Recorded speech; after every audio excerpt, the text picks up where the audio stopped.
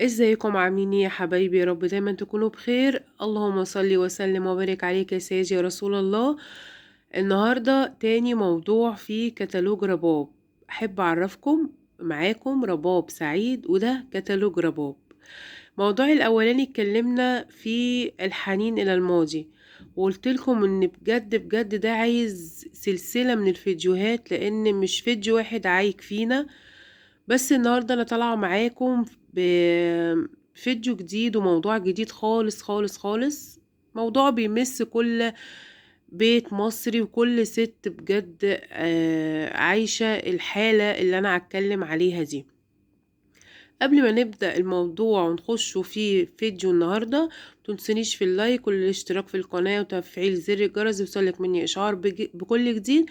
وياريت بالله عليكم أي حد يسمع الفيديو يخش يكتب لي كومنت. بجد يا جماعة الكومنت بيفرق معايا كتير جدا. ممكن ما يكونش بيفرق معاكم انتوا، بس بجد بيحفزني وبيخليني ان انا حابة ان انا استمر في سلسلة الفيديوهات اللي اتفقنا عليها بتاعة كتالوج رباب.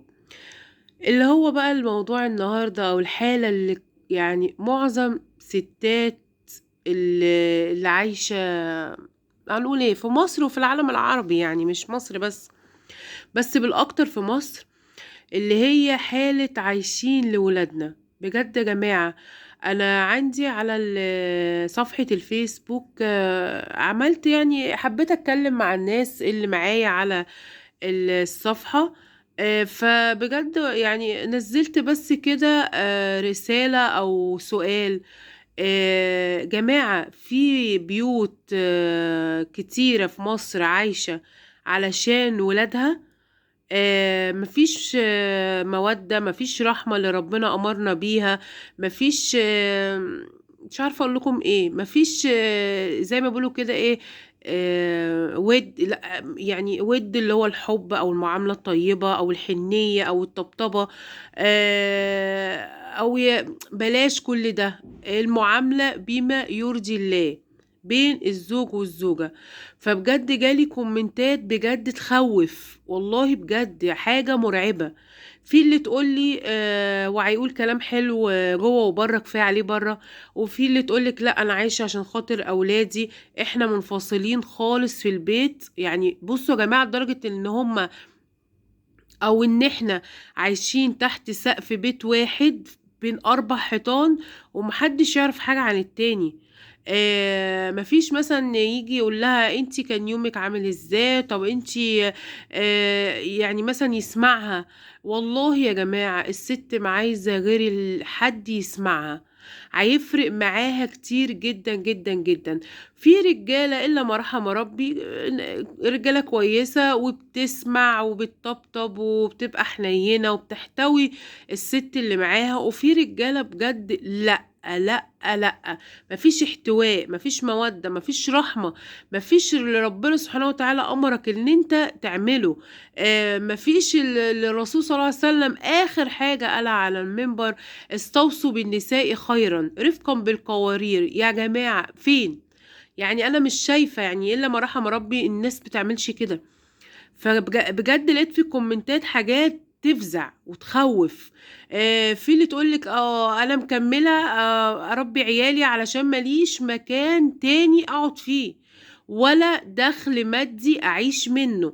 يعني انت لو لقيتي اسفة، لو لقيتي البدائل دي عندك الاستطاعة والمقدرة ان انت تاخدي ولادك وتمشي وتروحي في المكان ده، لو انت عندك دخل مادي، تقولك بجد والله انا بقولها من قلبي بجد مليون لو في مكان والله غير المكان ده ودخل مادي، بجد الواحد مش هيفكر غير ان هو ياخد ولاده وياخدهم بعيد عن الضغوط النفسية والمشاكل وعدم التقدير وعدم الاحترام. مش عارفة بجد، والله بجد الواحد هيعمل كده. بس للأسف ساعات ممكن كتير ستات بتيجي على نفسيتها وفي ستات بتيجي على كرامتها، بس هي متوصلش للكرامة بصراحة. يعني في ستات بجد بتستحمل إهانات كتيرة جدا جدا جدا، علشان ما عندهاش مكان بديل، عشان ما عندهاش مصدر دخلي، فلوس تعيش منها. لكن الست لما بتكون بتشتغل ومعاها فلوس وداخل لها دخل مادي كل شهر، والله العظيم دي بقى اللي بتبيع القضية خالص. وفي ستات بتكون بتشتغل ومعاها فلوس وبرضه تقولك علشان الصورة الاجتماعية، وولادي ما يتعرضوش ان مثلا حد يقول لهم مامتك وباباك منفصلين ليه. بس انا من رأيي بجد، انا رأيي الشخصي كرباب، ان انتوا تنفصلوا وعيالكم يعيشوا في راحة نفسية وبيت هادي، بيت فيه احترام. حتى لو انتي بس لا تقعدي معاهم، بجد احسن بكتير بيقعدوا وسط اب وام. الحاله يعني الحياه دايما بينهم فيها مشاكل، فيها غلط، فيها عدم احترام، فيها عدم ثقه، مفيش امان، مفيش سند، مفيش ظهر. مش حاسه بالحنيه، مش حاسه بالطبطبه، مش حاسه بحاجات كتيره كويسه. في ممكن بقى حد يخش يقول لي ما الراجل مضغوط والعيشه والحياه، طيب ماشي. ما العيشة والحياة والضغوطات دي ليه ما تعيشهاش انتوا الاتنين مع بعض؟ ليه انتوا الاتنين ما تهونوش على بعض كل الصعاب اللي انتوا بتمروا بيها؟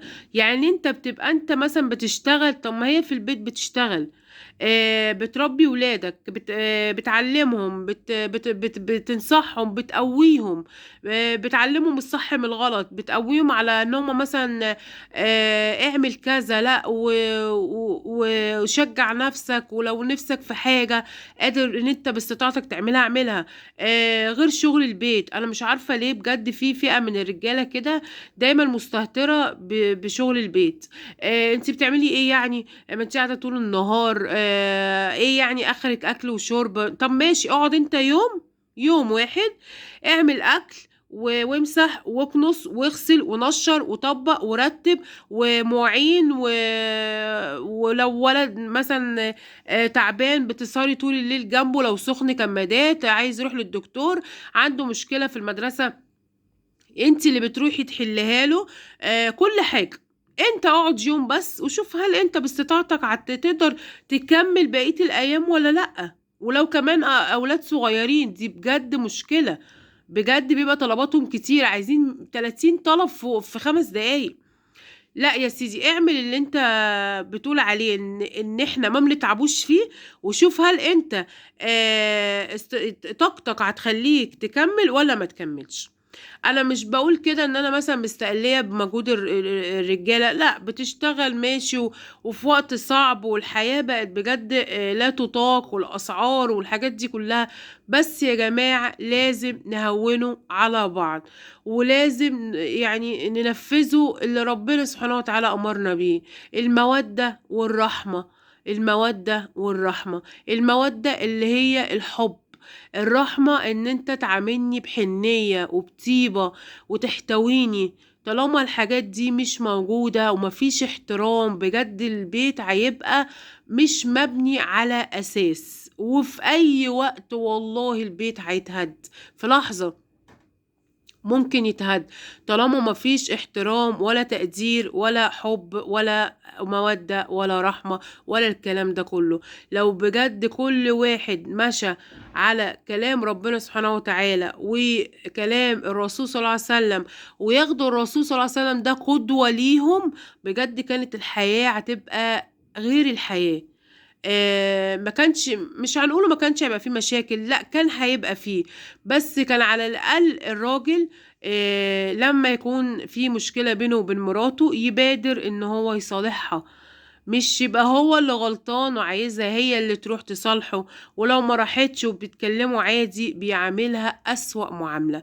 بجد بجد انا في اخر الفيديو مش عايزة اطول عليكم، بس يا رب بجد تكون رسالتي وصلت لكم. وموضوع النهاردة اللي بيمس، مش هقول كل البيوت ومش كل الستات، لا بيمس كتير جدا من الستات، الحالة اللي انا قلت لكم عليها دي.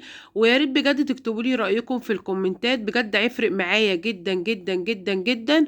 وبجد الواحد مش هيقول غير حسب الله ونعم الوكيل في كل واحد ظالم بيظلم مراته معاه، ما بيديهاش اهتمام، ما بيديهاش حب، ما بيديهاش ما فيش بينهم مودة ورحمة. ولو يعني فكرت ان هي تطلع بره تلاقي الكلام ده، طبعا حرام حرام حرام، علشان بتتحط في خانة الست الخاينة. ومفيش فرق بين خيانة الراجل والست عند ربنا سبحانه وتعالى. عقاب الراجل زي عقاب الست بالظبط. مش يقولك انا راجل واعمل اللي انا عايزه واكلم واروح واجي، لا. بجد احنا عايشين في مجتمع ذكوري فظيع فظيع فظيع، ما بتجيش الست حقها. وده بجد اكتر حاجة وجعك يعني معظم ستات مصر، ان بجد المجتمع اللي احنا عايشين فيه ده كل تفكيره ذكوري. الراجل يتكلم، الراجل يتجوز مرة واتنين وتلاتة، والراجل يعمل اللي هو عايزه راجل، لكن الست لا. ربنا سبحانه وتعالى ما فرقش بين الراجل والست، وعقاب الست زي عقاب الراجل، بس للي يفهم. وفي معظم الرجالة إلا ما رحم ربي ما بياخدوش غير الحاجة اللي في القرآن اللي تخصهم، واللي مش فاهمينها أصلا، اللي هي مثنى وثلاث ورباع، يا إما الرجال قوامون على النساء. افهمها الأول وبعد كده تعالى كلمني، افهمها صح وتعالى حاورني. لكن طول ما انت فاهمها بتفكيرك ان الرجال قوامون على النساء، ان انت تبقى قوي عليها، وان انت تضربها، وان انت تذلها، وان انت تكسر بخاطرها، وان انت تمسكها من ايديها اللي بتوجعها اللي هم ولادها، يبقى انت فاهم كلام ربنا غلط. وما تجيش تحاورني في الموضوع ده، لاني انا مش هرد عليك. ده كان موضوعي النهاردة، موضوع عايشين لولادنا.